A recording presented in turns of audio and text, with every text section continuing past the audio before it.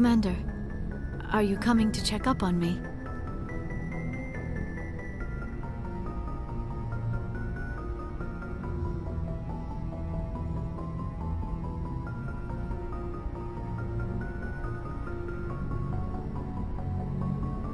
You look much better. How are you feeling?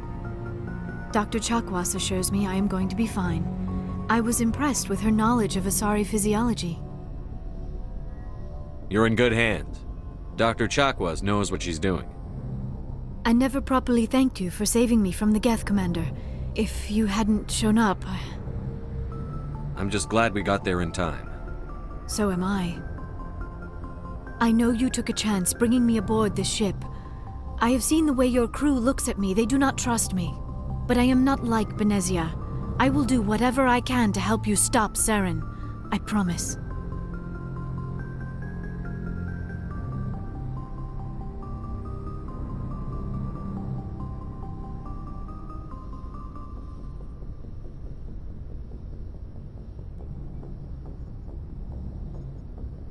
Don't worry, Liara. I trust you. I know you won't let me down. It means a lot to hear you say that, Commander. Thank you.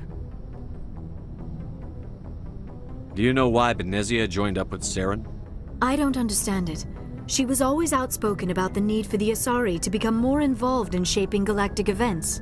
Maybe she thought allying herself with Saren would somehow be for the greater good in the long run. At least I hope so. This hurts you, doesn't it? None of this makes any sense to me. I have not spoken to Benezia in many years, but I know her, and this was not like her. Something changed. I'd like to know more about the Asari. We were the first species to discover the Citadel. We were instrumental in forming the Council, and we always strive to be the voice of peaceful cooperation in galactic disputes. My people believe we are all part of a single galactic community. Each species contributes something to the greater whole. Although we seek to understand other species, it seems few of them seek to understand us. The galaxy is filled with rumors and misinformation about my people. Like what? Most of the inaccuracies are centered around our mating rituals.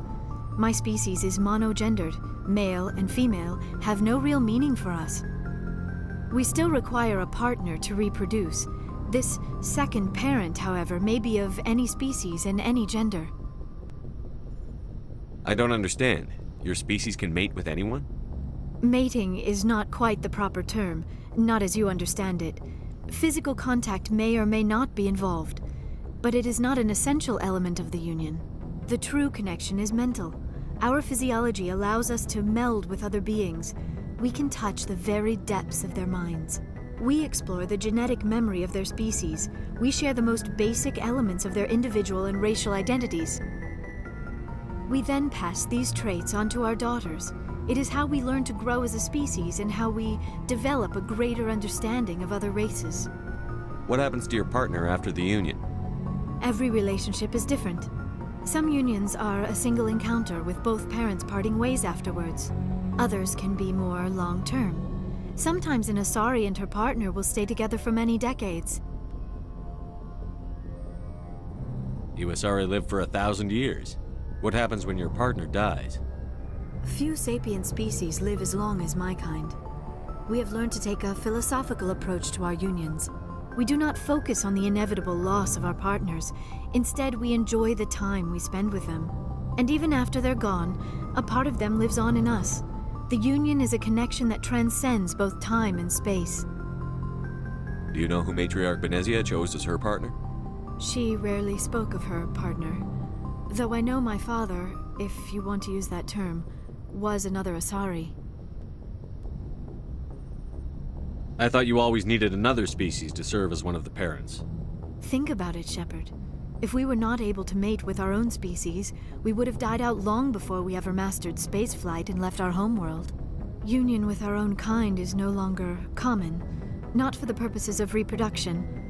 Most Asari believe it weakens our species. Asari daughters inherit racial traits from the father species. If both parents are Asari, then nothing has been gained, or so conventional wisdom would hold. I am what is sometimes called a pureblood. Though no Asari would ever be cruel enough to say the word to my face, it is a great insult among my people.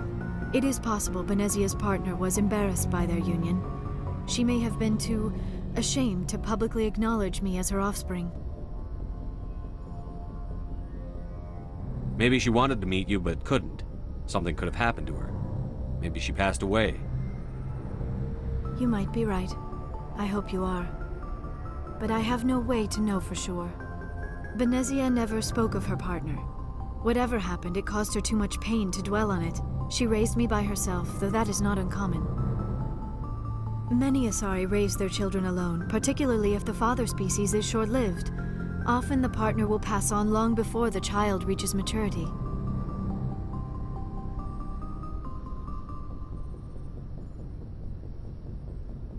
I should go.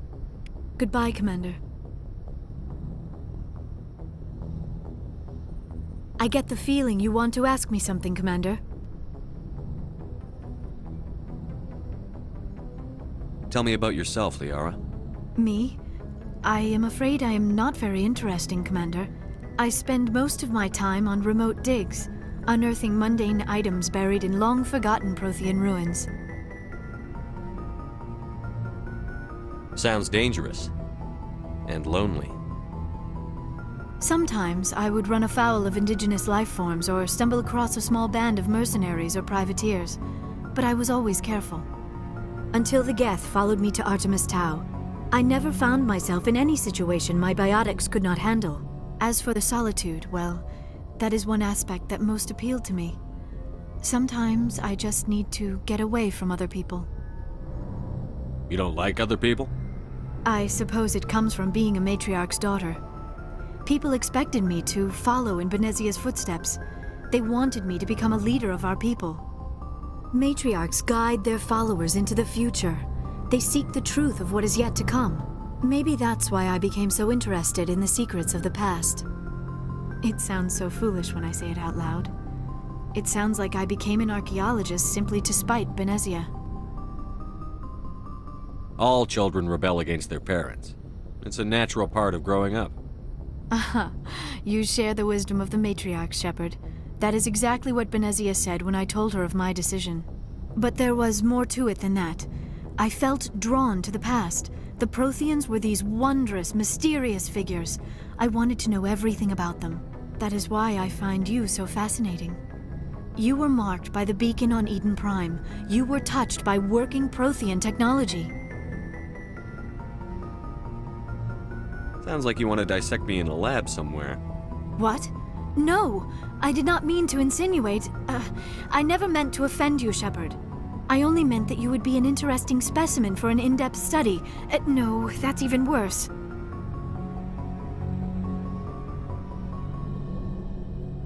Calm down, Liara. I was only joking. Joking?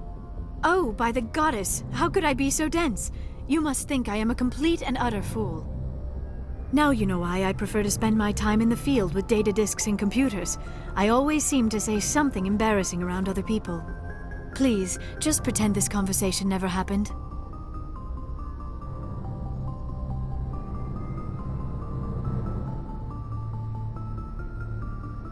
I should go.